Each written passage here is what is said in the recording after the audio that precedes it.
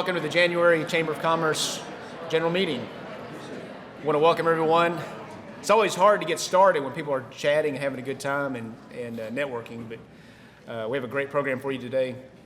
Some of you may not know me. I'm Brian Kerr with Kerr Workplace Solutions, and I don't show up very often because I travel all the time. So Philip Tabb has to fill in for me. It's kind of like principal for the day a lot of times, where they get to come in. Well, I've let Philip fill in as chairman of the day, so I hope he did well last month and didn't throw things too far off course. So.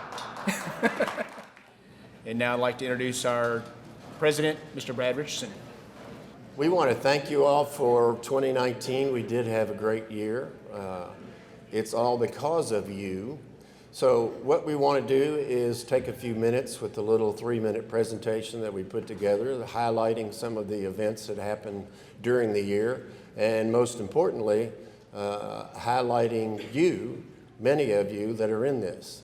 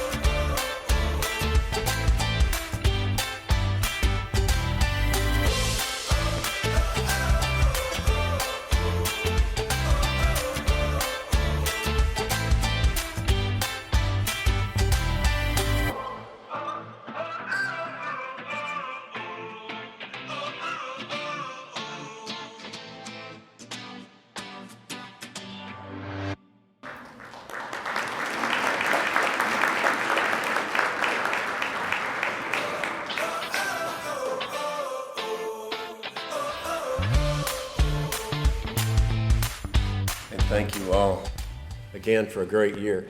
Mr. Issel just told me that he spoke to the Louisville Chamber of Commerce not too long ago. There were about a third of the number of people that are here. Or did you say half?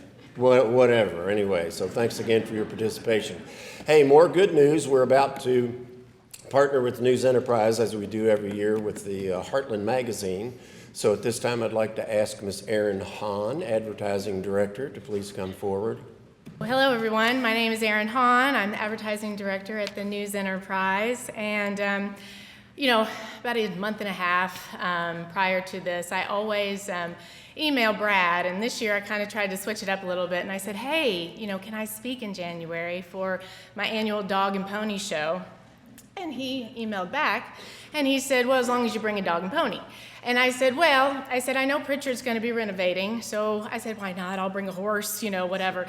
But then I ended up raiding my 8-year-old's room, and here's my dog and pony show. Good work. Thank you so much. You get it back.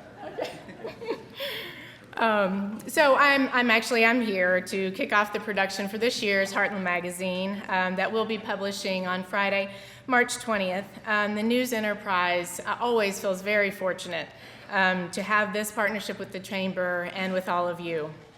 So if you thumb through the pages of Heartland, which this is the 2019 edition, you will get a sense of the people, places, and pride that make up the community that we cherish. Our writers feature comprehensive stories on the growth in retail from Radcliffe to E-Town, top reasons to do business in Hardin County, profiles of people that you should know, updates on top places to see and things to do, and information on categories of business such as healthcare, industry, faith, local shopping, veterans affairs, real estate, financial, recreation, and education, which I think all of those subjects touch everyone in this room. This annual publication is, I think, an essential magazine for Hardin County residents, newcomers, and prospective businesses. It is distributed and replenished throughout the year and used as information packets from the Chamber, the Elizabethtown Hardin County Industrial Foundation, and other economic development organizations, as well as the Hardin County government agencies, area hotels, Elizabethtown Tourism, and the list goes on and on. This ongoing distribution, I feel, will reach potential customers throughout the Heartland and beyond. The magazine of this magnitude could not be completed without a strong representation from our Chamber members in the community. This is a great way to showcase your contribution to the success of Hardin County's economic development. The deadline for this publication is Tuesday, February 19th, and my team will be available after today's presentation by Mr. Issel, which I'm so super excited about. I represented today. But we will be able to talk with you about it, but then also feel free to just contact me at the paper. I'd be more than happy to talk with any of you about it, okay? Thank you so much for your time. Thank you, Brad. Thank you. Who takes somebody's 8-year-old dog and pony? I can't do that. Thank you. And the Heartland magazine is also in the welcome packets at Fort Knox, and there is a good bit of transition there every single year, so it gets even more exposure. This time, we want to recognize our Student of the Month, and I'd like to ask Miss Marilyn Ford, the City President of the Heartland Region, Central and Southern Kentucky with West Banco, to come forward and present to our new Student of the Month. Thank you, Brad. Well, good afternoon, everyone, and Happy New Year. If you watch the news, you may feel a little stressed, a little anxious, and we all need to keep the situations that we hear about in our prayers. But let me just share something that is always uplifting to me, and that is when we look around our wonderful communities, we are very blessed in a lot of ways, and one of those arenas is in the education arena with our school systems, the college, and just the educators and the students that we have here. And we recognize students every month, and it is the pleasure of West Banco and the West Banco family to recognize this month's Student of the Month. Her name is Rebecca Gardner, and she is a senior at Elizabethtown High School and is the daughter of Chris and Leah Gardner. She's completing the early childhood education pathway and plans to attend Western Kentucky University in the fall to pursue a degree in early childhood education. Rebecca is a straight A student and is ranked in the top 15% of her class. She exemplifies strong work ethic, leads by setting a great example to her peers, and participates in school and community service. Rebecca represents herself and her school through her participation on the golf team for 3 years, the archery team for 2 years, and the volleyball team for a year. Her involvement in these programs allowed Rebecca to develop a strong work ethic and leadership skills.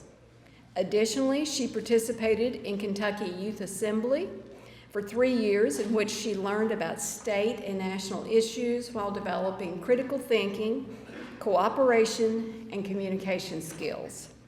Rebecca continues to hone her service and leadership skills by volunteering at numerous functions at her church, tutoring elementary students, and working with them through a summer school program at Helmwood Heights. Through these opportunities, she models hard work, compassion, and serving others for these young children. Furthermore, Rebecca serves as a Claggett spokesmodel, a prom ambassador for Michelle's Consignment Boutique. She is a hardworking student who serves as a wonderful example of academic and athletic success, as well as community involvement and service. Exactly the kind of employee and citizens that we need in Hardin County, and is certainly one of those bright spots. So Rebecca, thank you, and please join me to receive recognition as the ABC Student of the Month. Thank you.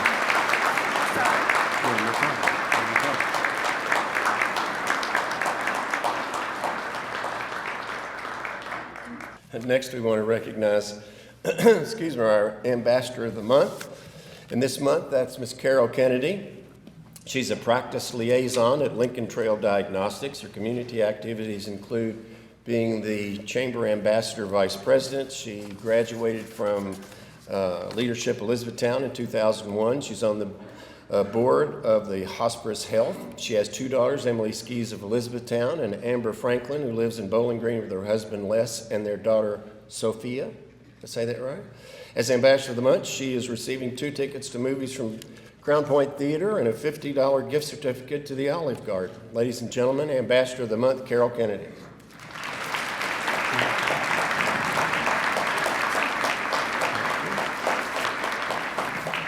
Hey, we have 6 new members this month, but only 1 could make it.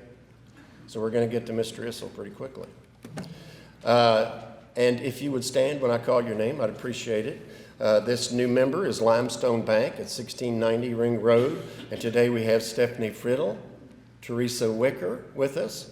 Limestone operates 20 banking centers in 14 counties in Kentucky as a wholly owned subsidiary of Limestone Bank Corp., a Louisville-based bank holding company. The bank is a traditional community bank with a diverse range of both personal and business banking products and services, including agriculture and equine lending. They have been in business, they have more than 200 employees and are led by President and Chief Executive Officer John Taylor, who joined the company in 2012. Throughout years of transformation and growth, Limestone Bank remains dedicated to serving individuals and businesses throughout the Commonwealth with the right banking solutions to meet their needs. And for some of you that may know the history, I think this was originally Bullitt County Bank and then PBI. Is that correct? Our newest member, Limestone Bank. Thank you very much.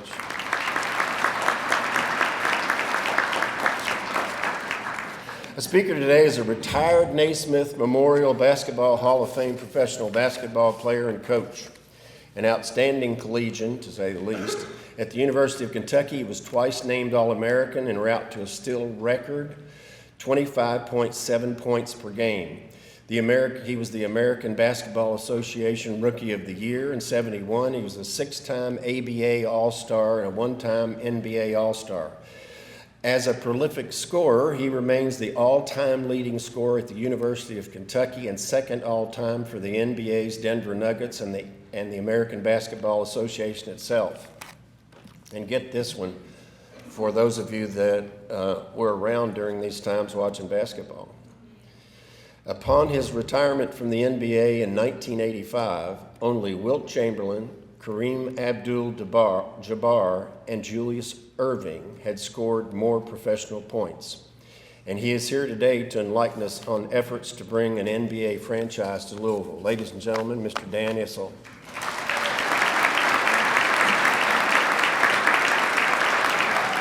Thank you, Brad, and thank you all for being here. Every time I hear myself being introduced, it reminds me of the very first time I was asked to do something like this.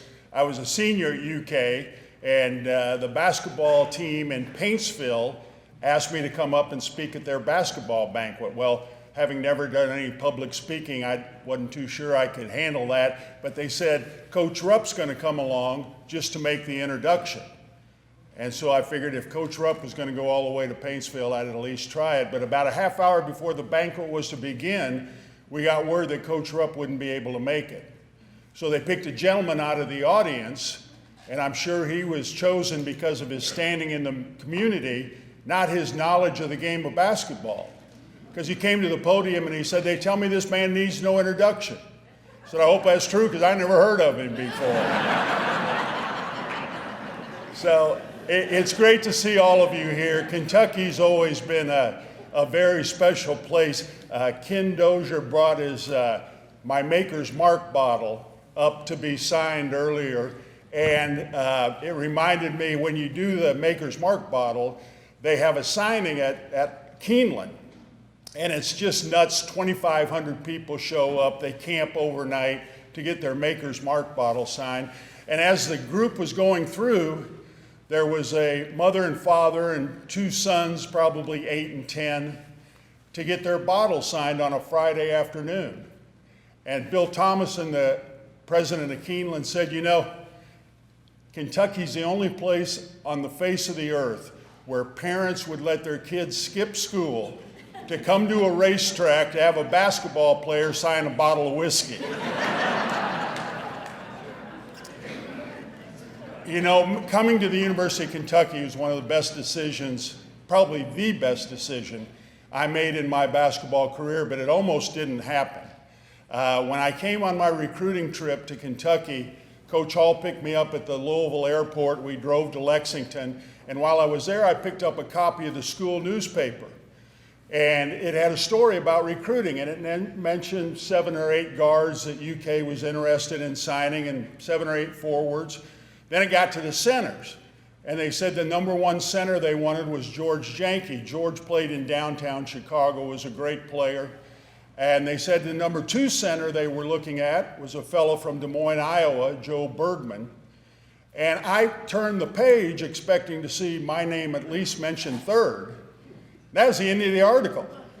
They had talked about 15 or 20 guys that they wanted to recruit that year, and my name wasn't even on the list. So I went home and made a commitment to the University of Wisconsin for very important reasons. Wisconsin served beer in the student union. Madison surrounded by 3 lakes. They had a class in water skiing. My folks wanted me to go to Northwestern for a silly reason, like it was one of the top academic institutions in the country. And so we went back and forth between those 2 schools, and those 2 fellas signed elsewhere. And Coach Hall made a second trip to Batavia, and the recruiting got a little heavier, and I signed to come to UK. And it was the smartest thing I ever did.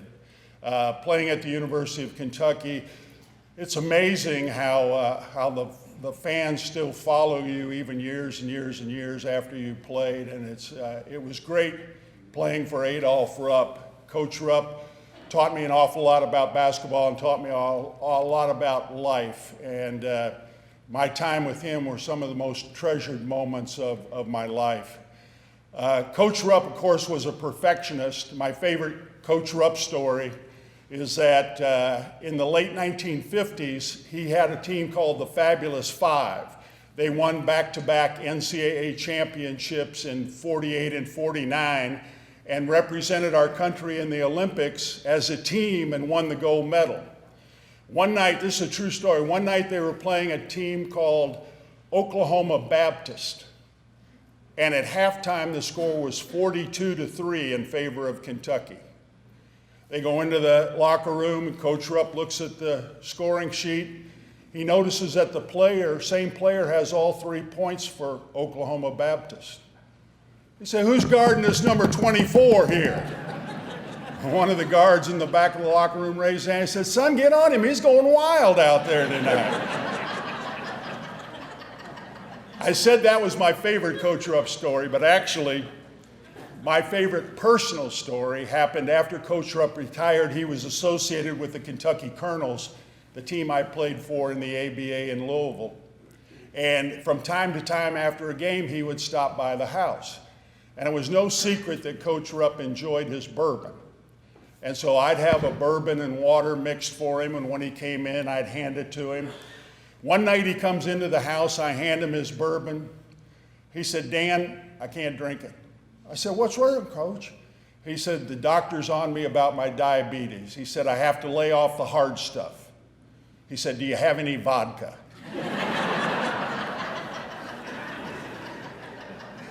After I graduated from the University of Kentucky, I came right down the road and played for the Kentucky Colonels. A lot of people have asked me why I chose the ABA over the NBA, and it was really an easy choice. I'd fallen in love with the state of Kentucky, and my wife was born and raised in Lexington, and to go just 75 miles down the road and play professional basketball was an easy choice. And we had some great teams with the Kentucky Colonels. My second year, we signed Artis Gilmore. We had Louis Dampier, still one of the best shooters I've ever seen. And in 1975, we won the ABA championship. And to this day, playing 25 years of organized basketball, coaching a number of years, that's still my favorite moment because it was the only championship that I ever won. And when you look back at that team, there were 4 Naismith Hall of Famers associated with that team. Artis Gilmore, who I already mentioned, Louis Dampier's in the Naismith Basketball Hall of Fame, and Hubie Brown, who's in the Naismith Basketball Hall of Fame, was our coach.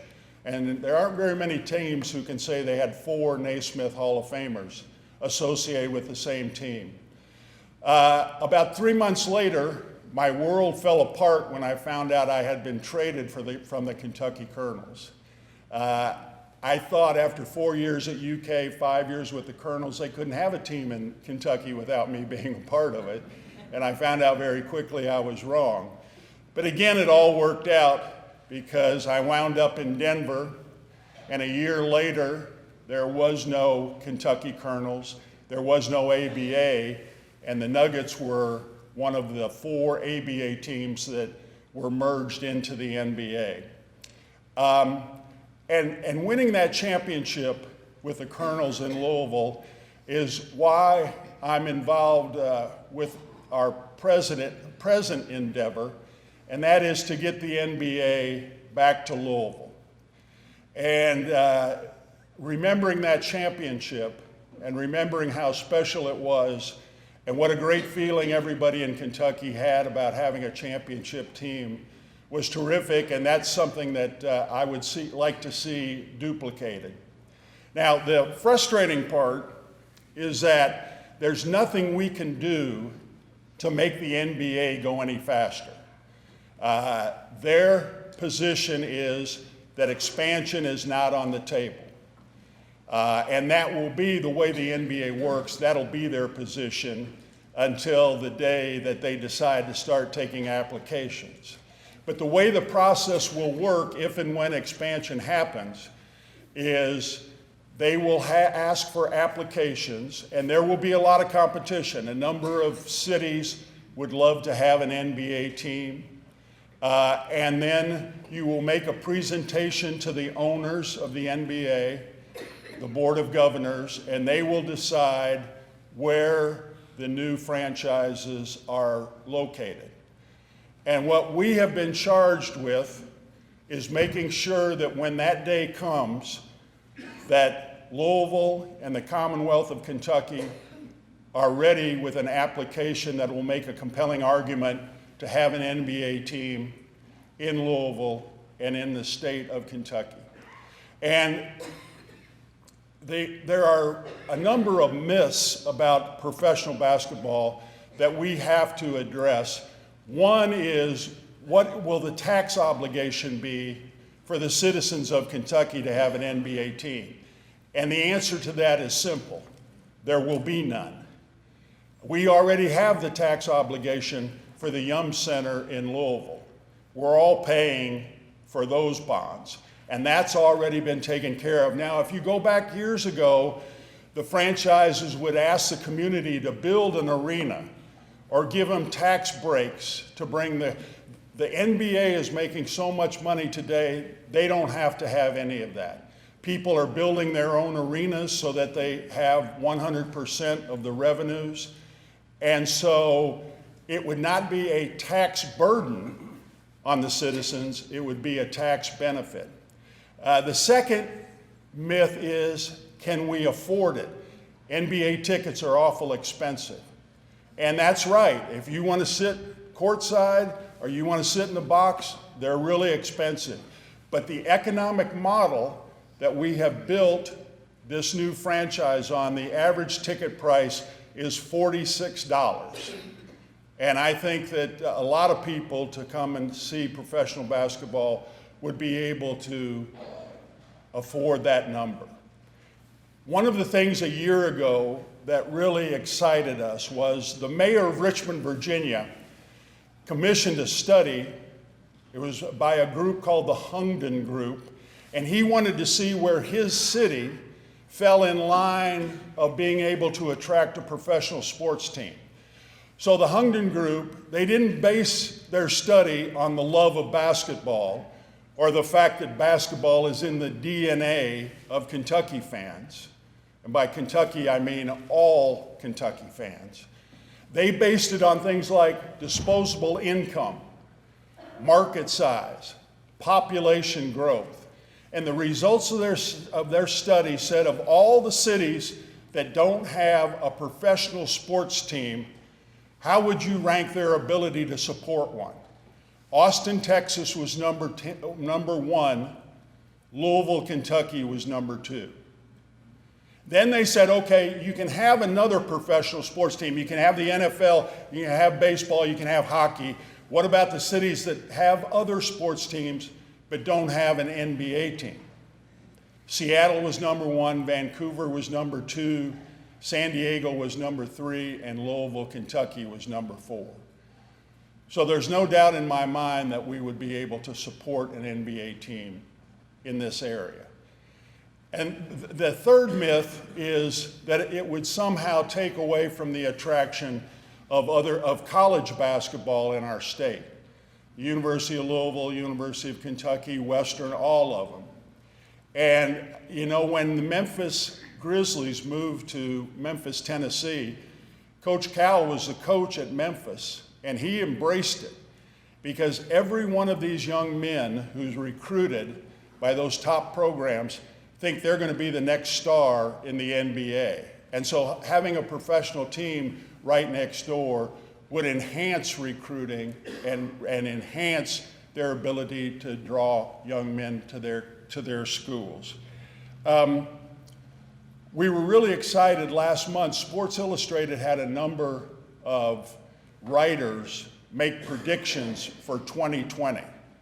And Michael McCann, one of the writers for the Sports Illustrated, his prediction was in 2020, the NBA would expand to Seattle and Louisville. Now, Michael, God bless him, doesn't know any more than we know. But it's great that our name is being out there. A lot of people in the NBA know about our effort. I have talked to the commissioner on several occasions. He knows that we would like to have a team here. And if and when, I don't know if we'll ever have professional basketball here, but it won't be from lack of trying. We have a tremendous group of people that have joined us across the state to help us support and grow this effort. And it's very, very important in our application that the league knows that we have support of people. And it can't be just Louisville. It has to be across the entire state.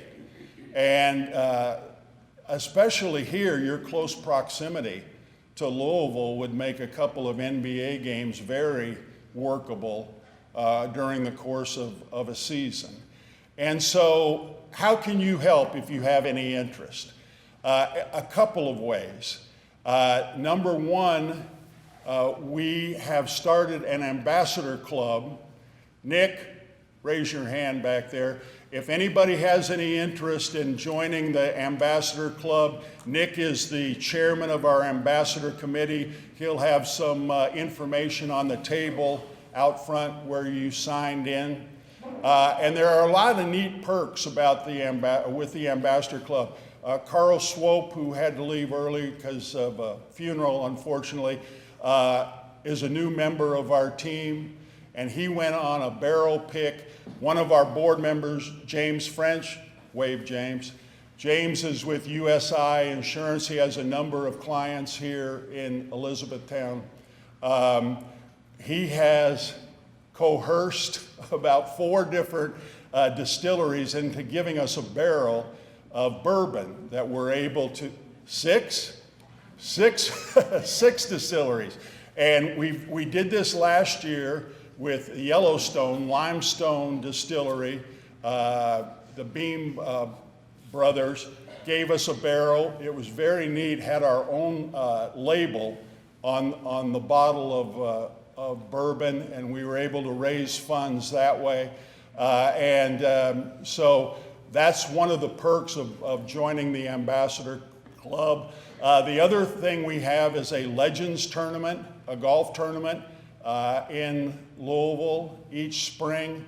And we bring in past legends, U of L, UK, football, basketball, all kinds of former athletes. And we have a golf tournament. We don't publicize that very much, but we have some great sponsors that help us out there. So we're excited about this. Good things are happening. We're growing our organization. And again, if any of you have any interest in helping us, see Nick or see me when we're finished. I appreciate all of you being here. And it was a third, Brad. When I spoke at the Louisville Chamber of Commerce, had about a third of this number of people. So thank you all very much, and I appreciate your time. Thank you. Somebody made a pie for Dan Issel. Would that be you? No? Anyway, oh, there you go, sir. My New Year's resolution was to go on a diet, but that looks too good. I'll have to cheat before I get home. Y'all ready for us to proceed now, or since we've had this little break? That's a bottle of vodka in there, by the way. So, just want you to know. Do want to thank Tom Hewlett. Tom, where are you? Would you stand up for just a second? Mr. Issel is here today, quite frankly, as a result of Tom heard him on the radio. Dan mentioned that he'd been to the Bardstown Chamber of Commerce. We got in touch, and here he is today. So thank you, sir. Greatly appreciate it. Well, folks, Happy New Year again. Thank you for coming. Be safe.